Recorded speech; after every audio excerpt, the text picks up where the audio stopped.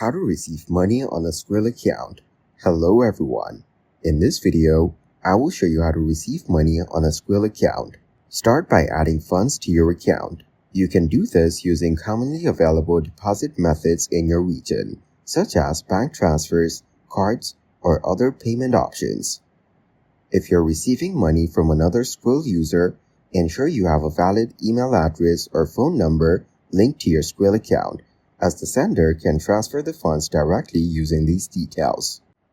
You can also receive money from merchants partnered with Skrill, with the funds credited directly to your Skrill wallet. While Skrill does not charge fees for receiving money from merchants, some merchants may apply their own fees, so it's a good idea to confirm this with the merchant beforehand.